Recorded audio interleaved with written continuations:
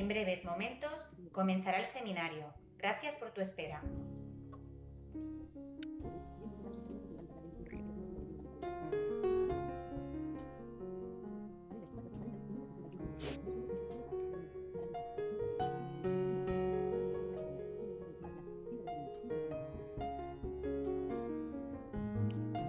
En breves momentos comenzará el seminario.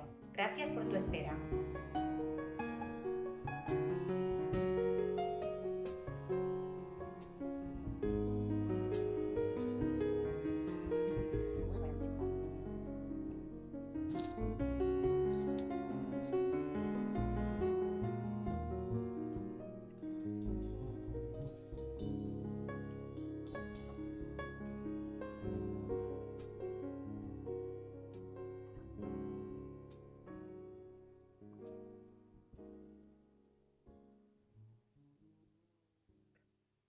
Hola, ¿qué tal? Buenos días. La Fundación ONCE y la Fundación Legalitas os damos la bienvenida a este nuevo desayuno jurídico. Hoy vamos a hablar sobre el ingreso mínimo vital, un reto y una oportunidad. La pandemia del COVID-19, además de impactar en la salud y en la vida de tantos cientos de miles de personas en todo el mundo, está teniendo en nuestro país consecuencias dramáticas en lo social y en lo económico. La población más vulnerable e insegura, que no goza de la estabilidad permanente de sus ingresos, ha sufrido y está sufriendo con mayor intensidad las consecuencias derivadas de esta crisis sanitaria. La situación de pobreza y desigualdad que ya existía en España se ha visto agravada por la pandemia, lo que ha llevado a implantar en nuestro país el ingreso mínimo vital.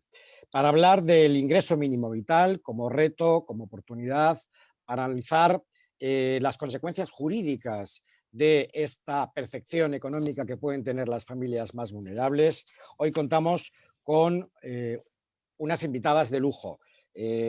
Teresa Palaís, que es la secretaria general de la Fundación ONCE, va a realizar la apertura institucional y como ponentes tenemos a Amparo Iglesias, que es abogada en Legalitas, Ana Abril Fernández, que es coordinadora de Incidencia Política y Comunicación de Cáritas España, e Inés de Araoz, que es coordinadora de la Asesoría Jurídica de Plena Inclusión. Para realizar esta apertura institucional de este encuentro, Teresa, como siempre, bienvenida, tienes la palabra. Muchísimas gracias, querido Miguel Ángel. Muy buenos días a todos y a todas.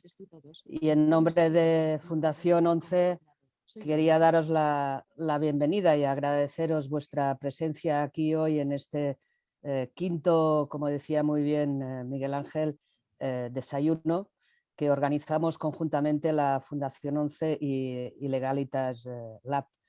Unos webinarios que nacieron con el objetivo de traer pues temas de actualidad desde un punto de vista jurídico, pero también desde un punto de vista práctico y desde un enfoque global, pero a la vez también desde un enfoque social y desde la discapacidad. Muchísimas gracias, Miguel Ángel, y a Legalitas por vuestra implicación en esta iniciativa, que sin vosotros pues, no sería posible. Y como muy bien decías, efectivamente pues la pandemia ha llevado a este país, además de unas graves consecuencias en la salud de la ciudadanía, a una situación muy grave a nivel económico y a nivel social, ¿no? Y efectivamente pues las personas que se encuentran en situación de mayor vulnerabilidad, sin una estabilidad económica, pues están viviendo, si cabe, todavía con más azote, ¿no? Las consecuencias que estamos viviendo, ¿no? Había que hacer algo, ¿no? Si ya había familias y personas que vivían en situación de pobreza, pues esto ha crecido de manera exponencial, ¿no? Solo hay que ver pues, las colas del hambre, ¿no? Cuando salimos a la calle. Y entre otras cosas, pues el gobierno en mayo del año pasado decidió pues, implementar el ingreso mínimo vital, que es de lo que vamos a hablar hoy, un reto y y una oportunidad. Es una prestación económica que lo que pues, quiere ser es una prestación, ¿no? Una acción protectora de la seguridad social, una prestación económica más, que según el gobierno no va a ser transitoria y que lo que quiere es garantizar esos ingresos mínimos, ¿no? A esas personas, a esas familias, para prevenir esa pobreza que estamos viviendo y garantizarle pues, sus necesidades básicas. Actualmente pues se encuentra en trámite de ley y de ella se están ya beneficiando 203.000 hogares y eso alcanza a más de 565.000 personas, de las cuales un 43% son menores. A nómina de marzo, pues la media de ingresos de este mínimo vital está en 460 euros. Sin duda hablamos de un tema de actualidad. Hoy mismo era noticia, esta mañana, lo escuchaba yo en la radio, ¿no? Que se habla de la complejidad, por ejemplo, de los requisitos, ¿no? Que están haciendo que todavía pues, no alcance a muchas más personas, a mucha más parte de la ciudadanía que posiblemente pues tenga derecho y sea beneficiaria del mismo, ¿no? Hoy, como decía Miguel Ángel, contamos con un panel de excepción que nos va a poner encima de la mesa pues, distintas perspectivas de esta cuestión tan importante. Y yo quiero agradecerles de verdad, de corazón, en nombre de Fundación 11,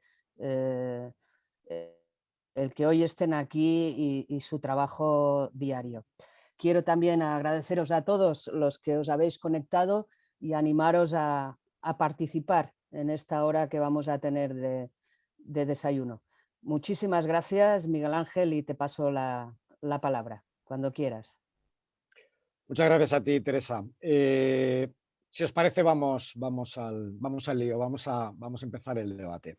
En primer lugar, Amparo Iglesias Bonora. Amparo es letrada en ejercicio profesional desde el año 2007, es abogada en Legalitas, es especialista en Derecho Laboral y de la Seguridad Social y compagina su ejercicio profesional con la docencia en el ámbito universitario y en la administración pública. Amparo, ¿qué es, cómo se define jurídicamente el ingreso mínimo vital? ¿Cuál es su objeto? Y quién puede en estos momentos, independientemente del trámite parlamentario que, como señalaba Teresa, está siguiendo ese Real Decreto Ley, en estos momentos, quién puede acceder con la configuración jurídica que tenemos a este ingreso mínimo vital. Bueno, pues como muy bien decía Teresa, en esta sociedad azotada por el COVID-19, realmente el ingreso mínimo vital tiene como objeto paliar, en este caso, la pobreza, la situación de grave crisis en la que se encuentran muchas familias o individuos. Es una prestación que se reconoce a todas aquellas personas que se encuentren en una situación de vulnerabilidad económica, es decir, que con los ingresos que perciben no son suficientes para poder satisfacer sus necesidades básicas. Eso es lo que pretende la norma. Sin entrar en profundidad a analizar cada uno de los requisitos, lo primero que tenemos que tener en cuenta es que, como decíamos, el ingreso mínimo vital tiene como destinatario todas aquellas personas que carezcan de un nivel económico suficiente. Lo determinante en este caso para su reconocimiento o no es el nivel de ingresos. En cuanto a la edad, tienen que tener al menos 23 años, aunque hay una serie de excepciones que, si queréis, entraremos en ellas para todos aquellos que tienen hijos a cargo, etcétera. No deben ser beneficiarios de otro tipo de prestaciones a nivel contributivo, como por ejemplo la incapacidad permanente o la jubilación, ni tampoco a nivel no contributivo. Para todas aquellas personas extranjeras se debe de cumplir un año de residencia legal en nuestro país, convivir independientemente al menos un año, o en el caso de familias, y 3 años en el caso de familias independientes. Y si estamos ante una unidad de convivencia, esta debe haberse formado al menos un año antes de la solicitud. Tenemos que haber agotado todas las prestaciones que el sistema de seguridad social nos reconoce, como puede ser, por ejemplo, prestación contributiva por desempleo o subsidio por desempleo. Para Amparo, todos. perdona, Sí, Amparo, perdona que te interrumpa. Sepárate sí. un poquito el micrófono porque tiende a acoplarse. Perdonad, no sé si me oís así un poquito mejor. Disculpad. Un poco mejor, sí. No te lo acerques tanto. Vale, ¿Así? gracias. Sí, ahora mejor, gracias. Perdonad, gracias. Como decía, tenemos que haber solicitado todas las prestaciones que el sistema de seguridad social nos reconoce, como prestación por desempleo, subsidios por desempleo, etcétera. Y sí que es cierto que la norma recoge una serie de excepciones en cuanto a los requisitos para colectivos vulnerables, como por ejemplo víctimas de violencia de género, víctimas de explotación sexual, etcétera.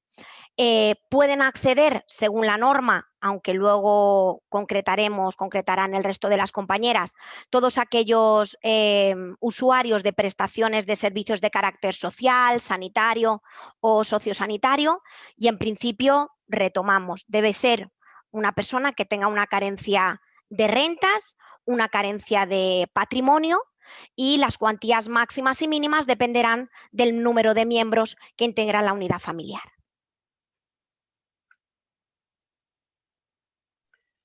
Pues muchas gracias, Amparo. Yo creo que con esto ya nos vamos poniendo en situación. Ana Abril es licenciada en Derecho en ICADE, ha estado vinculada toda su vida al voluntariado con personas migrantes, con personas con discapacidad, refugiados, presos. Su trayectoria profesional ha estado tanto en España como fuera de España. Es la coordinadora de Incidencia Política y Comunicación de Cáritas España y ha estado muy vinculada también su trayectoria profesional tanto a Cáritas Madrid como a Cáritas España. Ana, yo creo que tú conoces perfectamente cuál es la situación que dentro del escenario de personas vulnerables en nuestro país, que antes de esta crisis sanitaria lo estaban pasando francamente mal. Como decíamos, esta crisis sanitaria ha añadido vulnerabilidad a las personas vulnerables. Por tanto, el ingreso mínimo viene a ser una solución parcial. ¿Cómo consideras que se puede compaginar esta percepción con las ayudas que comunidades autónomas y ayuntamientos están poniendo en marcha? Y una tercera pregunta que será común también después a Inés, desde el tercer sector, desde las organizaciones no gubernamentales que estáis trabajando muy duro durante esta crisis sanitaria, ¿cómo estáis contemplando esta salida a la vuelta a la normalidad? Bueno, en primer lugar, muchísimas gracias a la Fundación 11 y a Legalitas por la invitación a participar en este desayuno jurídico. Bueno, el ingreso mínimo vital, como han dicho Teresa y Amparo, es una norma que viene para quedarse, que estaba en el acuerdo de gobierno entre el Partido Socialista y Unidas Podemos y que era una necesidad. Nos lo venían diciendo desde todos los espacios. La Unión Europea, el Consejo, en las recomendaciones de 2018 y 2019, que efectivamente ese sistema de garantía de rentas al que aludías, las comunidades autónomas tenían rentas mínimas, con diversa legislación, diversa cobertura, y la Unión Europea nos decía esto no es suficiente porque es heterogéneo, porque es dispar, necesitáis una normativa estatal. El Pilar Europeo de Derechos Sociales en el principio 14. La Carta Social Europea que España ha ratificado en su versión revisada el pasado lunes, también nos decían el artículo 13 y el Comité Europeo de Derechos Sociales nos venía advirtiendo de la insuficiencia de las rentas mínimas autonómicas. Por tanto, era una necesidad de esta normativa estatal y es una buena noticia. Efectivamente, es un reto y es una oportunidad. Es muy buena noticia que en nuestro país exista este suelo mínimo estatal.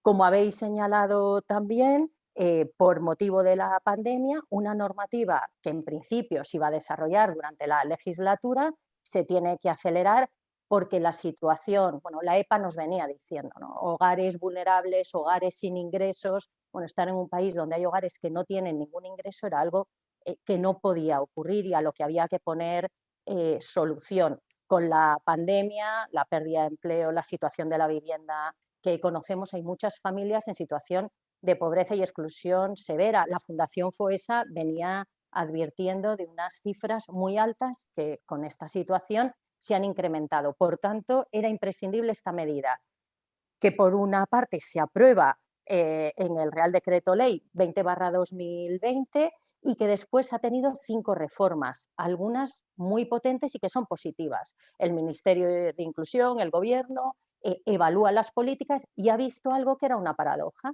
El ingreso mínimo vital, que es para las personas en situación de pobreza más severa, no estaba llegando a las personas en situación de pobreza severa por la propia regulación, por la normativa, por la configuración de la norma en algunos aspectos en los que podemos profundizar después. Y está todavía, como habéis señalado, en fase de enmiendas y falta el desarrollo reglamentario. Y un aspecto fundamental, que es el que señalabas, Miguel Ángel, las comunidades autónomas tienen rentas mínimas autonómicas. La idea es la idea de sistema, un suelo mínimo estatal, que es el ingreso mínimo vital, que se tiene que combinar con las rentas de las comunidades autónomas. ¿Y esto por qué? La Unión Europea nos decía el sistema de rentas mínimas autonómicas es insuficiente por la cuantía, por la cobertura y por las condiciones de acceso. Bueno, si nos vamos a la cobertura del ingreso mínimo vital, lo ha señalado Amparo, hay colectivos excluidos del ingreso mínimo vital, las personas en situación irregular, una unidad de convivencia donde haya una persona en situación irregular, porque todas las personas tienen que cumplir todos los requisitos. Los jóvenes entre 18 y 22 años, jóvenes que salgan del sistema de tutela a los 18, no van a tener ningún tipo de apoyo. Unidades de convivencia donde alguien tenga un ingreso. Si yo estoy en una situación de vulnerabilidad económica y me voy a vivir con mi madre y mi madre tiene una pensión, es posible que quede excluida del ingreso mínimo vital. Es decir, hay muchos motivos por los que hay personas excluidas y que están en situación de pobreza. Algunos de esos motivos los ha cambiado la Administración en la última reforma, que ha sido tremendamente positiva. Y luego lo habéis señalado también, Teresa lo decía, las condiciones de acceso, la tramitación, la burocracia, los miles de papeles, la brecha digital, el tener que hacerlo online. Hay personas que no están pudiendo acceder al ingreso mínimo vital. Pongo un ejemplo que puede parecer muy tonto, pero hay que tener una cuenta bancaria. No todo el mundo puede abrir una cuenta bancaria. Tienen derecho, pero en la práctica esto a veces para determinados colectivos no es posible. Por tanto, es una oportunidad, es un reto, pero hay que mejorarlo. Hay que introducir enmiendas en la tramitación parlamentaria, hay que conseguir el encaje con las rentas mínimas autonómicas. Las comunidades autónomas no deben dar pasos atrás. Y ahí mencionabais, para responder a la última pregunta, el tercer sector, por un lado, acompaña a las personas que necesitan el ingreso mínimo vital, por tanto sabemos dónde están las dificultades, las trabas, hacemos incidencia política, tenemos propuestas jurídicas para mejorar la norma y estamos en diálogo con todos los grupos parlamentarios y desde hace muchos años era una reivindicación del sector, de las entidades y de las plataformas, por tanto vamos a trabajar para que este ingreso mínimo vital, que como decía Teresa, ha venido para quedarse, llegue a las personas que realmente lo necesitan. Muchas gracias, Ana. Inés de Araoz es licenciada en Derecho por la Universidad de Salamanca. Desde el año 2002 ha trabajado en el ámbito de la defensa de los derechos de las personas con discapacidad, especialmente con discapacidad intelectual o del desarrollo. Ha sido asesora jurídica de la Confederación de Autismo de España. Es profesora de varios másteres sobre integración de personas con discapacidad y autonomía personal, autora de diversas publicaciones jurídicas y en la actualidad es coordinadora del área jurídica de Plena Inclusión España. Inés, ¿cómo se tiene en cuenta en su configuración el ingreso mínimo vital a las personas con discapacidad? ¿Qué se reclama desde el sector de la discapacidad? Y compartiendo la misma pregunta que le hacía Ana, ¿cómo veis desde el sector, desde el tercer sector, la configuración actual y qué esperáis un poco de ese futuro del trámite parlamentario que en estos momentos se encuentra el proyecto de ley? Muchas gracias, Miguel Ángel, y muchas gracias a Fundación Legalitas y a Fundación ONCE por invitarnos a participar hoy. Bueno, pues desde Plena Inclusión hemos realizado una labor intensa, tanto anterior a la norma como de forma posterior, teniendo en cuenta que ahora mismo hemos presentado enmiendas a un texto que es diferente del que ahora existe, lo cual nos genera cierta inseguridad jurídica porque el texto ahora es diferente, ha sufrido creo que 3 modificaciones y por tanto a lo mejor hay algunas de las enmiendas que presentamos en su día que ahora no tienen sentido, por lo menos quedan desdibujadas en el nuevo texto de la ley. Nosotros en nuestro posicionamiento partimos de la ausencia de perspectiva de discapacidad de la norma, o sea, creemos que el ingreso mínimo vital no tiene en cuenta a las personas con discapacidad por muchos motivos. El primer motivo, empiezo por el final, es lo que ha comentado Ana, los trámites de acceso, la dificultad del trámite de acceso. ¿Qué ocurre si tú eres una persona con dificultades de comprensión, de comunicación o algún otro tipo de dificultades? ¿Cómo accedes a ese procedimiento tan complejo, a esa documentación que sabemos que está generando un montón de dificultades? Y además a ello hay que añadirle que las personas con discapacidad, muchas veces que puedan acceder a este tipo de prestación, van a ser personas que no solo van a tener discapacidad, sino que interseccionan un montón de cuestiones porque van a provenir de entornos de pobreza, de exclusión, pues posiblemente no tengan estudios y por tanto pues les resulte todavía mucho más dificultoso acceder a un procedimiento administrativo que está siendo bastante difícil y bastante engorroso. Con respecto a, por tanto, la primera cuestión es la accesibilidad, ¿no? Es decir, la accesibilidad de todas las personas no está siendo tenida en cuenta dentro del procedimiento administrativo. La segunda cuestión que creemos que es relevante es que la ley no tiene en cuenta a las personas con discapacidad porque, como ha explicado muy bien Amparo, las personas que tienen prestaciones no contributivas o que tienen otro tipo de prestaciones como puede ser la de invalidez o incluso las personas que tienen una prestación de atención residencial quedan excluidas de la norma, ¿no? Pero no se ha hecho un estudio, o por lo menos creo que no se ha reflexionado lo suficiente en relación a esto, porque el que una persona tenga una prestación residencial asignada no significa que sea una persona que no sea pobre o que no pueda estar en una situación de pobreza, ¿no? De hecho, en el último estudio de la Asociación Española de Fundaciones Tutelares revelaba que de las personas que atienden, donde la mayoría de ellas tienen este servicio concedido, pues creo que aproximadamente el 37% está en una situación de pobreza relativa, ¿no? Por tanto, la norma no tiene en cuenta tampoco que las personas con discapacidad además tienen unos costes que están asociados a la propia presencia de la discapacidad. Por tanto, cuando hace ese cómputo de ingresos, debería de tener en cuenta que si la persona tiene una renta X, la renta final real que esa persona tiene es X menos todo el dinero que debe de utilizar o que debe emplear precisamente en la atención de esa situación de discapacidad.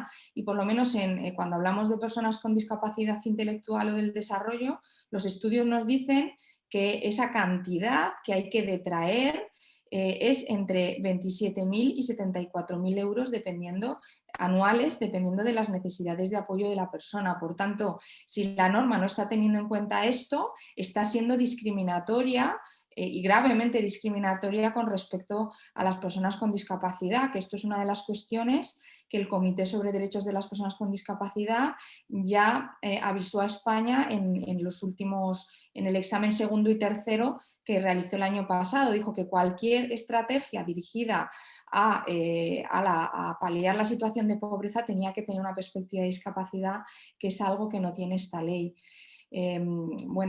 También otro problema, y ya me callo porque no quiero podemos seguir hablando luego, pero creo que es importante, son las barreras que encuentran las personas con discapacidad en el empleo.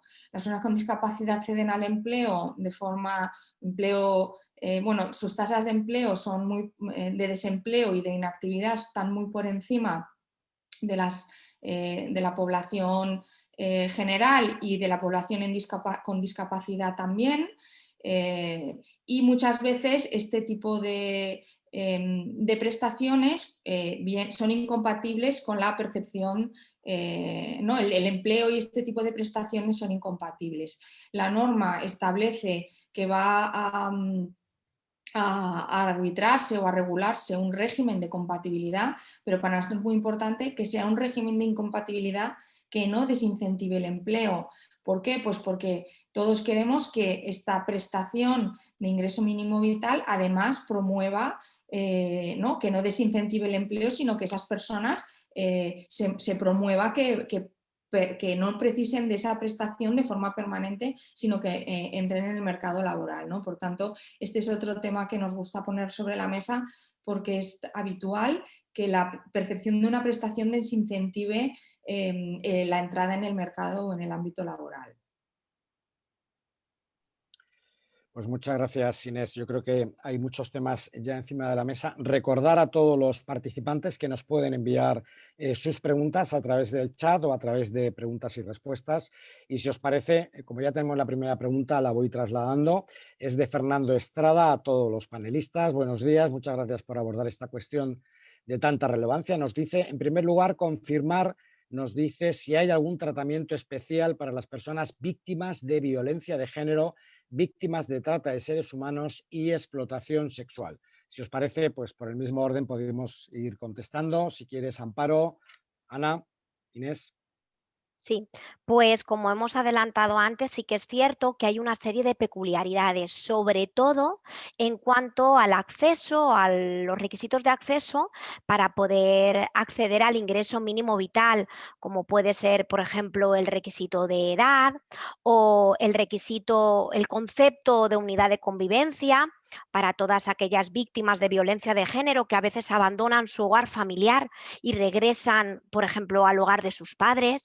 Es decir, que sí que hay una serie de peculiaridades y una mayor protección. Nos puede resultar o parecer suficiente o no, pero sí que hay peculiaridades sobre todo en cuanto al acceso o también en cuanto a la cuantía para familias monoparentales que se vean obligadas a acceder al ingreso mínimo vital. Hay una serie de peculiaridades en la norma, así es, sin perjuicio de que evidentemente todas las enmiendas que se están proponiendo pretenden una mayor protección para determinados colectivos más vulnerables.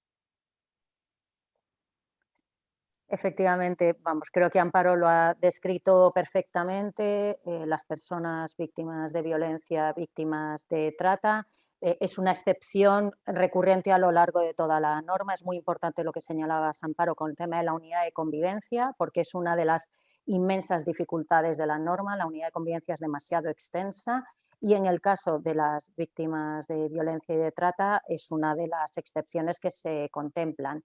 Y también, como señalabas, por parte la Red contra la Trata está haciendo una red conformada por distintas entidades sociales, un trabajo también de hacer aportaciones, enmiendas de interlocución con el Gobierno y con los grupos parlamentarios, bueno, para contemplar todas las realidades y que el ingreso mínimo vital pueda llegar, pues, a estas personas. Inés. No, yo la verdad es que con lo que han explicado Amparo y Ana tampoco tengo nada más que añadir. Vamos, creo que está perfectamente explicado. Muy bien, pues si os parece, mientras que nos van llegando más preguntas, ha sido Inés la que ha introducido un tema que me parece tremendamente interesante, ¿no? Y es, evidentemente, el ingreso mínimo vital trata de dar una asistencia a las personas más vulnerables, que además la crisis del COVID, la crisis sanitaria, ha agravado en esa vulnerabilidad, como decíamos en la introducción. Pero evidentemente tendremos que proponernos también el cambio, pregunto, de estrategia con respecto a la empleabilidad precisamente de esos colectivos más vulnerables. Es decir, esta situación de pandemia ha agravado las dificultades que tienen las personas que probablemente tienen menos formación, tienen menos recursos para acceder a un empleo. ¿Vosotros intuís cuál es la salida precisamente para este tipo de colectivos con el objetivo de incorporarlos al mercado laboral? Cualquiera de vosotras. Amparo, abre. Sí, bueno, a ver, aquí efectivamente, como decíamos, es una norma que a mi juicio necesita un poco tener una mayor perspectiva, en este caso, en cuanto a la discapacidad y a los colectivos que tienen que ser protegidos y sobre todo el problema con el que nos encontrábamos, Miguel Ángel, que en la práctica lo vemos a diario y también lo adelantaba, si no recuerdo mal, Ana, es la dificultad que tienen todos estos colectivos de realizar el trámite inicial, es decir, el primer trámite que es presentar la solicitud. Como consecuencia de la situación de pandemia en la que nos encontramos, es muy complicado poder conseguir una cita previa ante el Instituto Nacional de la Seguridad Social para consultar dudas, para llevar físicamente la documentación, porque hay efectivamente personas solicitantes que solamente el tener que acceder a Internet porque no tienen medios o porque no tienen capacidad para poder solicitar de este modo la prestación, ya se complica muchísimo más el trámite inicial. En algunas ocasiones debemos los letrados, junto con el cliente, el ordenador encendido, paso a paso con ellos, porque incluso deben pedir el favor o bien en su ayuntamiento, en las casas de cultura, a algunos amigos, porque ellos no tienen acceso a un ordenador o a Internet. Tenemos que ir paso a paso explicando al cliente y guiándole en ese proceso. Es decir, que también la situación en la que nos encontramos, además de que los requisitos de la norma son difíciles de interpretar y, como bien decíamos, son a veces muy complicados de cumplir, aunque estemos ante una situación verdadera de necesidad, también el propio procedimiento, la misma solicitud, el trámite inicial le cuesta a muchas personas y no tienen los medios para poder acceder a realizar el trámite con éxito, y eso puede determinar que la solicitud sea desestimada, aunque se cumplan con los requisitos. Muy bien. Tenemos ya dos preguntas a través del chat y a través de preguntas y respuestas. Por ejemplo, Ana, si te parece, Paula Rodríguez nos pregunta, ¿podrían poner un ejemplo práctico de cómo se calcula el ingreso mínimo vital? La pregunta es muy buena y la respuesta es dificilísima. Muy difícil, ¿verdad? Claro. Es dificilísima. En principio, no, por ir a lo más sencillo, ¿no? Una persona sola, son 470 euros lo que recibes como de cuantía del ingreso mínimo vital, pero el ingreso mínimo vital lo que te da es la diferencia entre tus ingresos y esa cuantía de 470. Y ahí empieza el inmenso mundo que han esbozado tanto Inés como Amparo. Es decir, si yo tengo ingresos por valor de 200, el ingreso mínimo vital van a ser 270. La Seguridad Social está comprobando automáticamente los datos de renta, de patrimonio, toda la información que tenemos. Desde el acompañamiento que hacemos en Cáritas, a veces no sabemos por qué, por este primer requisito de estar en situación de vulnerabilidad económica, personas que sabemos que están en una situación de pobreza severa no acceden. Y Amparo, estoy completamente de acuerdo con lo que señalabas, es dificilísimo solicitarlo con toda la documentación, conocer por qué de repente aparece denegado porque la persona no cumple el requisito de vulnerabilidad económica, y lo que señalaba Inés de la compatibilidad con algunas prestaciones, y también estaba en la primera pregunta de Miguel Ángel, con una renta mínima autonómica. Necesitamos complementos de vivienda. A nadie se nos escapa que con 470 euros al mes es absolutamente imposible vivir, pagar un alquiler, pagar todos los gastos, poder la comida, la luz, el agua, o sea, es absolutamente inviable. Entonces necesitamos esa complementariedad con las rentas autonómicas, y eso no está todavía configurado. En el tema de discapacidad que señalaba Inés, creo que lo ha explicado muy claramente. Entonces, no hay un mecanismo automático, hay que ver todos los ingresos que tiene la persona, Otro tema muy relevante es que la normativa, como norma general, son los ingresos del año anterior, cuando sabemos que la pobreza son situaciones sobrevenidas.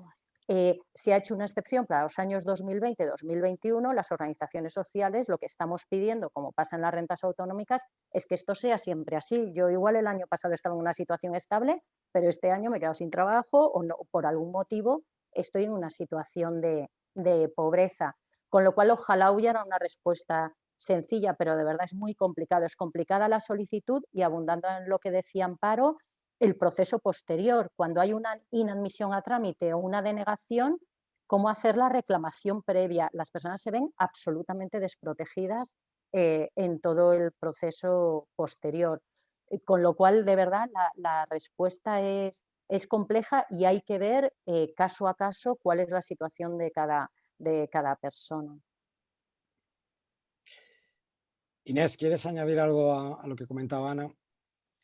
No, estoy totalmente de acuerdo y creo que es además dada las dificultades del cálculo, de saber cómo se aplica, ¿no? Toda la inseguridad jurídica que ello genera, incluso a la hora de saber cómo reclamar, no ya que tengas la posibilidad de encontrar quien te ayude a reclamar, ¿no? Que eso ya es un capítulo primero, sino es como en el sistema de dependencia, ¿no? Muchas veces cuando llega la resolución del copago, que establece cuál es el copago o establece la cuantía de la prestación, el beneficiario, ¿no? El administrado no tiene los elementos suficientes como para valorar si ese cálculo está bien realizado o no, ¿no? Entonces, yo creo que es muy importante también reclamar transparencia, reclamar facilidad, porque, bueno, de hecho hay suficiente regulación, ¿no? O normativa administrativa que obliga a las administraciones a la transparencia y a la claridad en todo aquello que afecta a una persona beneficiaria. Entonces, bueno, pues yo creo que esa es una asignatura que hay que reclamar, ¿no? Todo el tema también de los retrasos, ¿no? De los expedientes que se están denegando, qué ocurre, que además hay veces que están mal denegados, que hay que volver a realizar el trámite, la falta, ¿no? de medios, el cómo está funcionando la seguridad social, la cuestión también de las entidades del tercer sector como entidades que ayuden, ¿no? Hay una previsión en la norma de que los trabajadores sociales de las entidades del tercer sector podamos prestar apoyo en este proceso, pero la propia norma establece obstáculos porque habla de entidades de ámbito estatal y no tiene en cuenta que las entidades de ámbito estatal estamos articuladas, muchas de nosotras, con federaciones de ámbito autonómico y por tanto no está claro que Plena Inclusión, aunque sea una entidad de ámbito estatal, pueda colaborar en ese proceso a través de mi Federación de Plena Inclusión Andalucía, por ejemplo, porque tenemos un CIF diferente, ¿no? Creo que todavía hay una gran cantidad de cuestiones que están sin resolver. Y yo ya aprovechando, creo que el ingreso mínimo vital además debería de tener en el ámbito de la discapacidad, por lo menos que es lo que tengo yo más claro, una perspectiva de derechos humanos, ¿no? Creo que tiene una perspectiva asistencialista, de paliar situaciones de personas, pero creo que tiene que ir mucho más a la dignidad de las personas, a tener en cuenta tratados internacionales que recogen, por ejemplo, el derecho a la vida independiente, ¿no? Y no pensar que una persona con discapacidad va a recibir el ingreso mínimo vital siempre y cuando esté con sus padres viviendo toda su vida, ¿no? Que eso es una de las grandes demandas que tenemos nosotros en relación al ingreso mínimo vital. Muy bien, nos van llegando preguntas. Naira Carballo nos dice que me gustaría consultarles qué ocurre con las personas con discapacidad que tienen su capacidad modificada judicialmente, pero forman una unidad de convivencia en sí misma. Es la Fundación Tutelar la que percibe su prestación familiar por hijo a cargo, aunque se destina íntegramente para su cuidado. ¿Cómo podemos ayudar a Naira? Bueno, la norma en las disposiciones transitorias adicionales mantiene la prestación por hijo a cargo para personas con discapacidad menores de 18 años con discapacidad de más de 33 y personas mayores de 18 años con discapacidad de más del 65. Por tanto, si este es el caso de esta persona, seguirá percibiendo la prestación por hijo a cargo. Y tened en cuenta además que lo que ha comentado Amparo es la incompatibilidad del ingreso mínimo vital con la percepción de otras prestaciones. Por lo tanto, estas prestaciones resultarían incompatibles.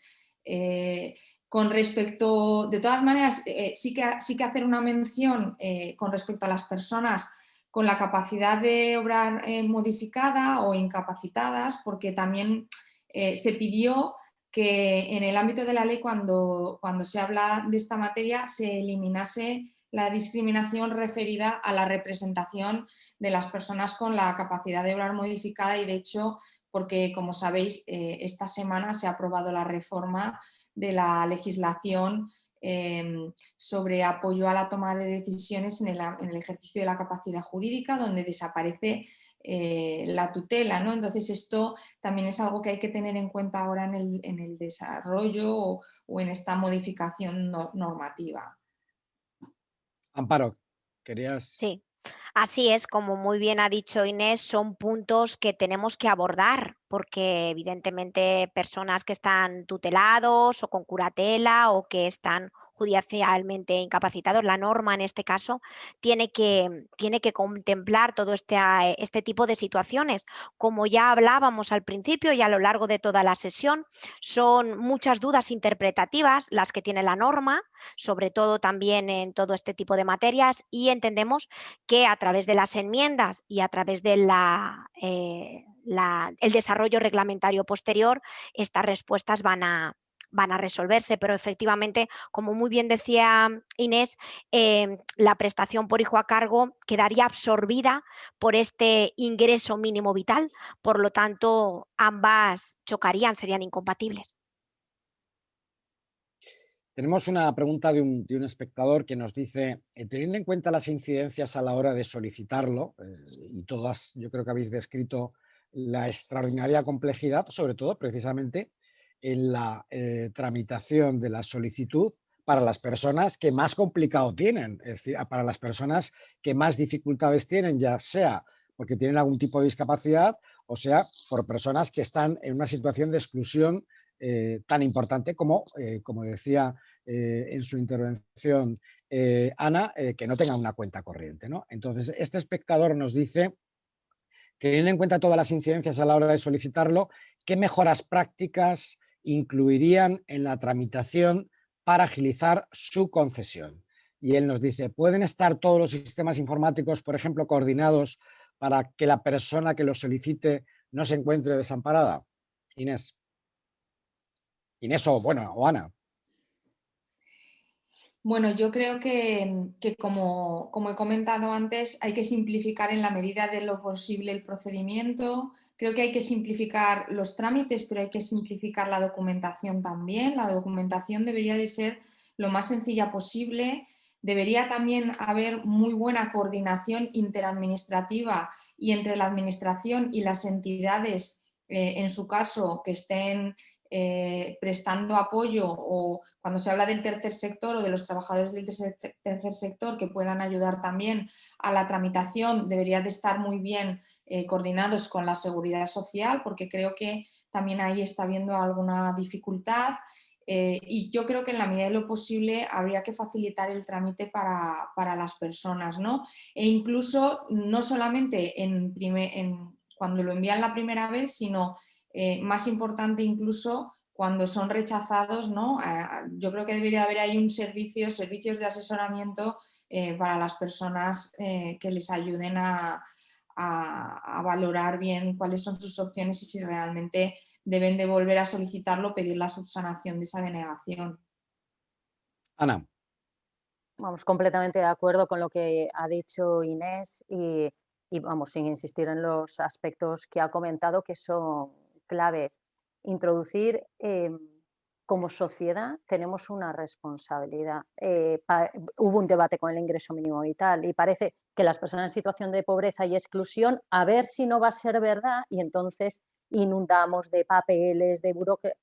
Y si como sociedad nos colocamos en otro lugar y lo que sentimos es que no puede haber personas, que esta prestación va, vamos, por debajo, las personas que están en el 30%, o sea, dentro de las que están en pobreza severa, todavía las que están en el escalón más bajo de la pobreza severa. No estamos, vamos, que las organizaciones sociales quisiéramos que llegara más, pero podemos sentir a estas personas, hay que ayudarlas. Desde Cáritas pedíamos en el momento de la pandemia, concédase y compruébense los requisitos después. Simplifiquemos, vayamos a una comprobación ex post. Sabemos que esto, pero como creemos en la utopía, pues es utópico. Pero desde luego simplificar, que sea muchísimo más sencillo, que si estoy en una situación de vulnerabilidad económica se conceda, es imprescindible. Y el tema de los tiempos. Las personas, lo apuntaba Inés, lo decía también Amparo, se hizo una reforma del artículo 25 desde nuestro punto de vista, así como ha habido otras positivas, esta negativa. Hay 6 meses con una inadmisión a trámite en el primer mes para algo que es absolutamente urgente. Y las rentas mínimas autonómicas lo que están diciendo es primero el ingreso mínimo vital, no todas, en algunas no es así, pero en algunas comunidades autónomas debes solicitar primero el ingreso mínimo vital y cuando lo tienes denegado vas a la renta mínima autonómica. ¿Cuántos meses pasan para una persona, una familia que no tiene ningún ingreso, que está por debajo de ese umbral de los 470? Entonces, efectivamente, tiene que ser mucho más sencillo, hay que simplificarlo y ahí la sociedad podemos avanzar si empujamos en el sentido de queremos ser una sociedad justa, una sociedad que con esa mirada de derechos humanos que apuntaba Inés, donde todas las personas tengan sus necesidades cubiertas de manera rápida y desde la confianza, no desde la desconfianza. Amparo. Sí, como muy bien decían las compañeras, hace falta celeridad y hace falta apoyo. Esos 6 meses, el trámite, en este caso la resolución se amplió, inicialmente eran 3 meses y luego pasaron a 6. Esos 6 meses pueden ser decisivos para una familia, para su subsistencia, para salir de esa situación de vulnerabilidad.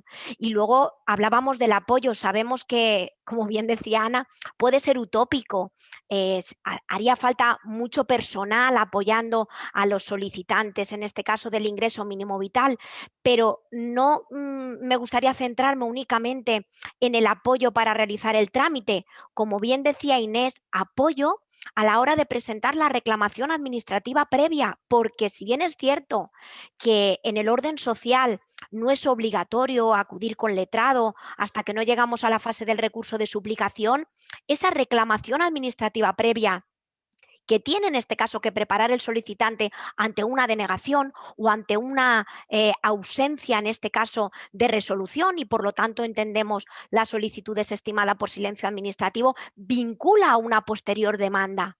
Nos ata de pies y manos en un posible futuro proceso judicial. Por lo tanto, es muy importante que tanto en la solicitud como en esa impugnación de la denegación, en esa reclamación administrativa previa, exista un apoyo jurídico, que ese escrito esté bien fundamentado para que si nos lo vuelven a denegar o no nos contestan en un proceso judicial, los derechos, en este caso del solicitante, puedan verse realmente garantizados, evidentemente como marca, como obliga nuestro Estado social y democrático de derecho. Entonces, lo resumiría en celeridad y apoyo institucional en la solicitud y jurídico en las impugnaciones. Ana.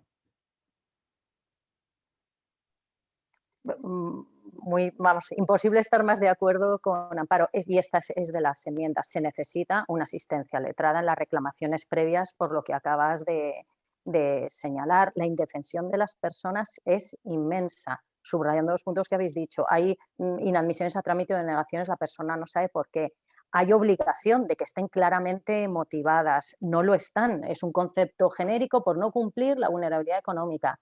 No se sabe qué datos tiene la administración y conforme a qué lo ha fundamentado. Y la asistencia letrada es imprescindible.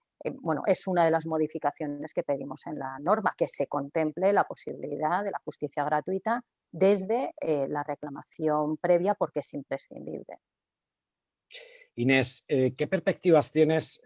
Hablábamos de cómo debe de concluir esa tramitación parlamentaria, intentando garantizar esa accesibilidad a las personas con discapacidad, simplificando los trámites. Ahora apuntaba tanto Amparo como Ana la asistencia jurídica precisamente para hacer valer el derecho fundamental que tiene el ciudadano, pero seamos realistas, ¿qué esperas? No tanto de lo que en estos momentos está en trámite, sino de cuál va a ser, digamos, el parto de este proceso cuando cuando finalice su tramitación, tanto en el Congreso como en el Senado. Bueno, es mucho aventurar, ¿no? Yo quizá resaltaría que no sé si Ana está de acuerdo. Nosotros hemos presentado enmiendas.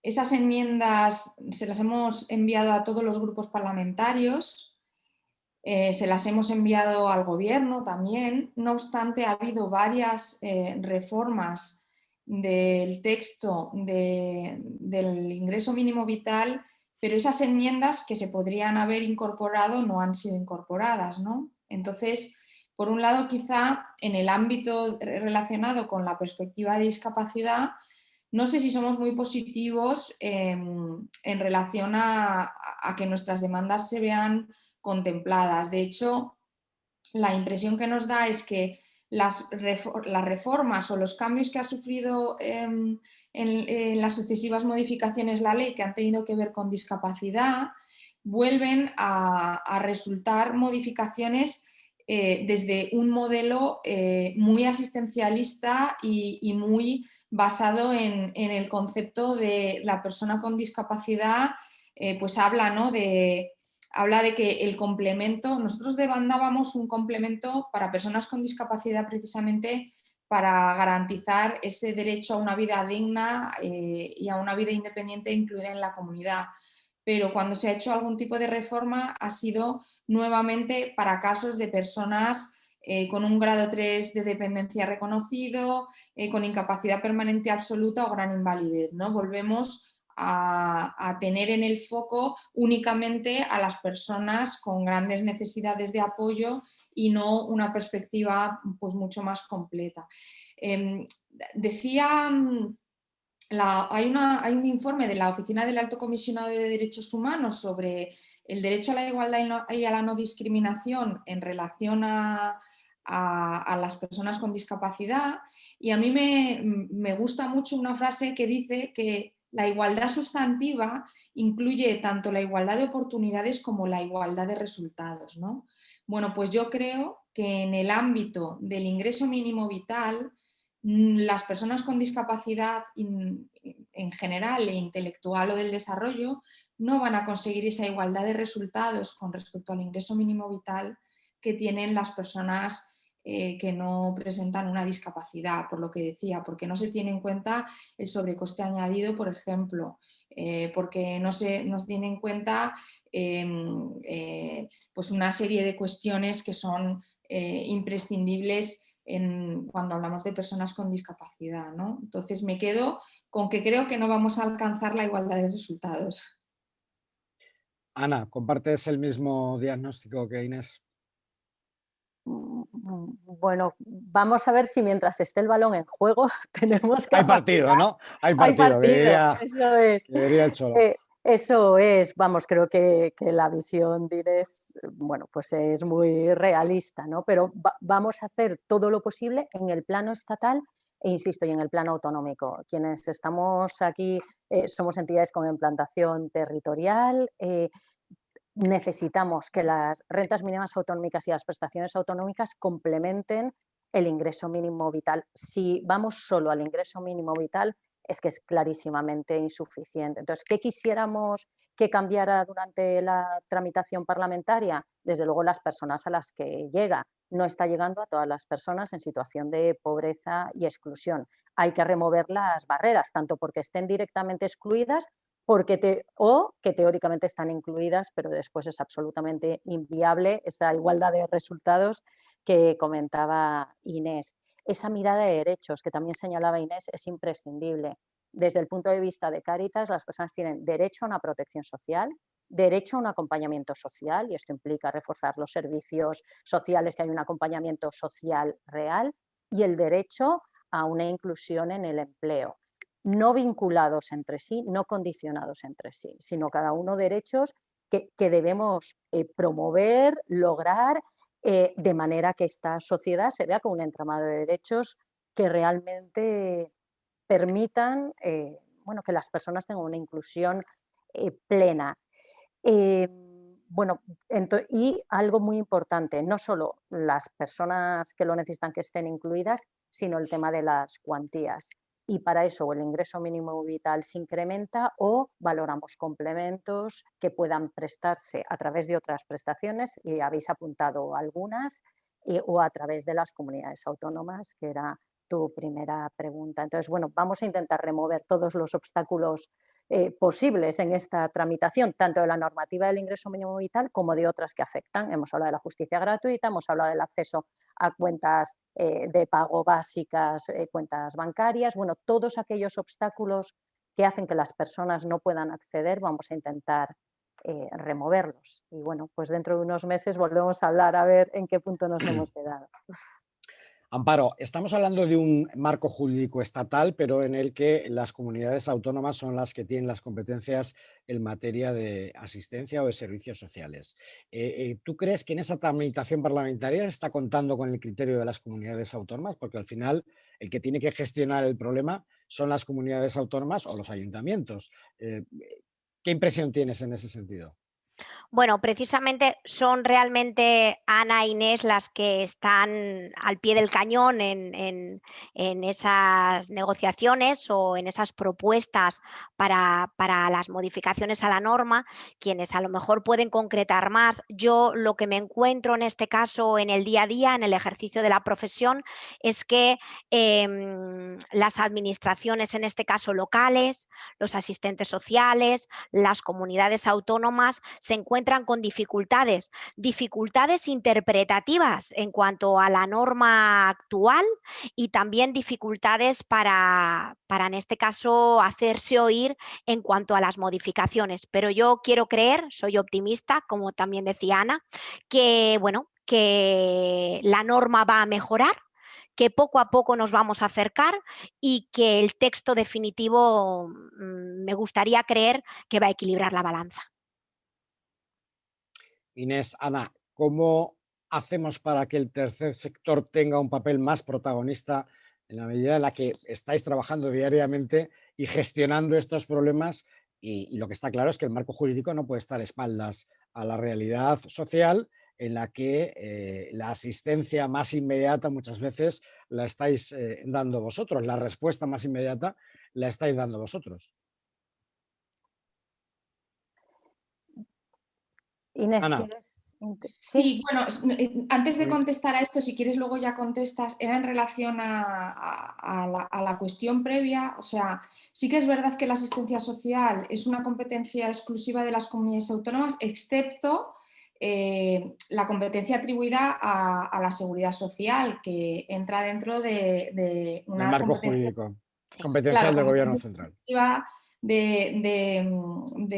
del Estado central, y que de alguna manera es en la que se basa esta norma, ¿no? Entonces yo creo que aquí hay una concurrencia de competencias. Lo importante es cómo estas competencias o cómo el resultado del ejercicio de estas competencias concurra, ¿no? Y es lo que estaba comentando Ana, es decir, que de alguna manera yo creo lo importante es que el que exista un ingreso mínimo vital dependiente de la seguridad social, no implique que ese ingreso mínimo vital o esas rentas mínimas se retiren del ámbito de las comunidades autónomas, ¿no? Y por tanto yo creo que ahí es muy importante la incidencia de las entidades y el diálogo tanto entre el Estado central y las comunidades autónomas a la hora de lograr que una no sustituya a la otra, sino que se complementen entre sí, precisamente para que esas familias, esas personas puedan alcanzar un nivel de vida mínimo, pero digno, ¿no? No sé si, vamos, que me he saltado a la pregunta anterior. No. Ana. En relación al papel del tercer sector, desde mi punto de vista, es vincular la realidad con las políticas y con la legislación. Estamos acompañando a las personas, sabemos, y la realidad es irrefutable. Entonces, no, el ingreso mínimo vital dice la exposición de motivos, fenomenal. Lo que está pasando en la realidad es esto, esto y esto, y estas personas están excluidas y no pueden llegar. Y eso creo que da una fuerza impresionante, y las entidades que estáis aquí, además con las personas en primera línea defendiendo sus derechos. De este modo creo que podemos cambiar esas políticas. Las entidades, las plataformas de las que formamos parte, hay un rol muy activo del sector porque esta normativa era una demanda del sector de hace muchos años. Había estudios, había propuestas, y creo que nuestra legitimidad son las personas a las que acompañamos y lo que ocurre en la realidad. Y tengo la esperanza de que eso pueda cambiar la normativa y las políticas. Y creo que el Ministerio está en esa clave de vamos a evaluar, vamos a ver si estamos consiguiendo los objetivos, y espero, y si no es así, vamos a cambiar. Muy bien, pues si os parece, con esto terminaríamos. Quiero agradecer tanto a Ana... Pero, Inés. Sí, nada, simplemente añadir que yo creo que esto demuestra que es necesario un proceso de modernización de la administración que evite, ¿no?, o que genere una nueva administración que pueda atender en otras condiciones o pueda satisfacer los derechos de los administrados en otras condiciones y no generando obstáculos. Pues nos has dado una idea, Inés, para un próximo webinar, precisamente sobre cómo debe de evolucionar la administración en el siglo que nos toca vivir, ¿no? Agradecer a Ana, agradecer a Inés, agradecer a Amparo y, por supuesto, a Teresa Paladí, y convocaros al próximo webinar, el 6º webinar, que lo realizaremos un día como hoy, el mes de junio, es decir, el 25, y hablaremos sobre sostenibilidad y cambio climático. A todos, muchas gracias por vuestra participación y os esperamos en el próximo.